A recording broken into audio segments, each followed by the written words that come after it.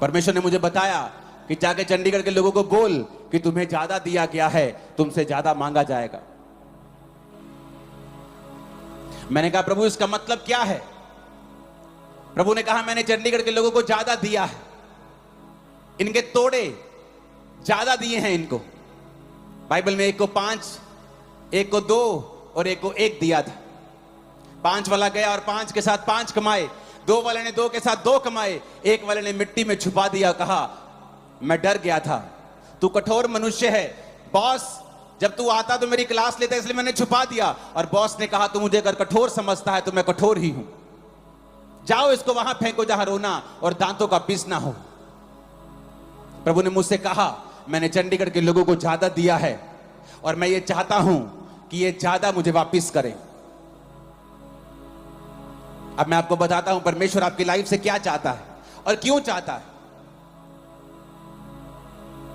आप नोटिस करेंगे एक व्यक्ति जितना टैलेंटेड होता है, शैतान उतना ही उस पर अटैक करने की कोशिश करता है।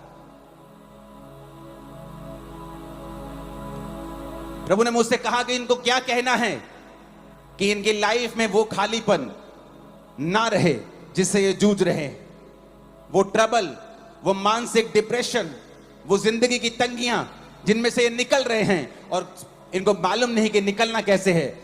ये वचन तू इन्हें बताएगा और ये इस वचन को मानेंगे और आने वाले समय में निकल जाएंगे।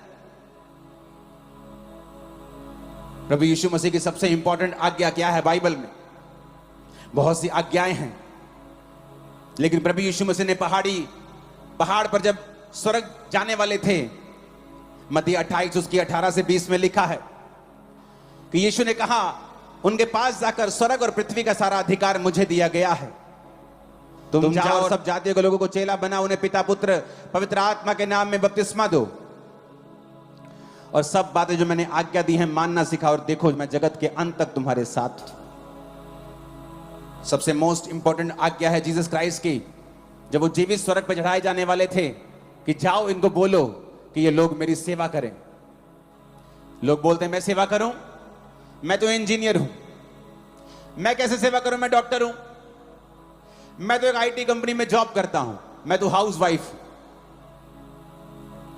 यहोशू 24 उसकी 15 आयत में लिखा है, यहोशू ने कहा सब लोगों से यदि यहोवा की सेवा करना तुम्हें बुरी लगे तो आज चुन लो तुम किसकी सेवा करोगे। उन देवताओं की जिनकी सेवा तुम्हारे पुरखा महानद के उस पार करते थे, अमोरियों के देवताओं की सेवा जिसके देश में तुम रहते हो, परंतु मैं तो अपने घराने समेत यहोवा की सेवा नित्य करूंगा। पुराने नियम में, नए नियम में, दोनों नियम में हमें परमेश्वर यह बताता है कि एक्चुअल में हम लोग उसकी सेवा करने के लिए चुने गए। सारे, आप डॉक्टर हैं तो भी जाओ और चेला बनाओ, आप इंजीनियर हैं तो भी, आप एक विश्वासी हैं तो भी, आप एक हाउसवाइफ है तो भी, ये बुलाहट है जो आप सबको दी गई है। जब आप लोग इस बुलाहट पे नहीं चलेंगे, उसके बाद फिर निराशाएं हमारी जिंदगी में प्रवेश करेंगे, एक खालीपन प्रवेश करेगा बीमारी के रूप में। फिर आप कंप्लेंट करेंगे मेरा पति मेरी बात नहीं सुनता, मेरे बच्चे मेरी बात नहीं सुनते, मुझे वो सेटिस्फाइड नहीं करते, क्योंकि आप भूल गए अपने बाप को सेटिस्फाइड, अपने पिता को, अपने जीसस को सेटिस्फाइड करना, क्योंकि उसने आपको सेवा के लिए बुलाया है। सेवा करने से क्या होगा?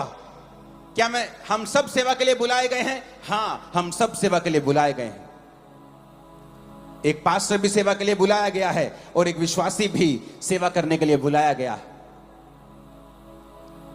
जब एक विश्वासी परमेश्वर की सेवा नहीं करेगा, फिर उसकी जिंदगी में वो खालीपन रहेगा जिसे दुनिया की कोई ताकत, कोई पैसा, कोई बरकत, कोई खुशी भर नहीं सकती। फिर वो अपनी लाइफ में उस सफर पे निकलेगा जो अकेलेपन से और दुखों से भरा हुआ है। फिर आप क्वेश्चन करेंगे परमेश्वर अगर मेरी लाइफ में तू है तो मेरी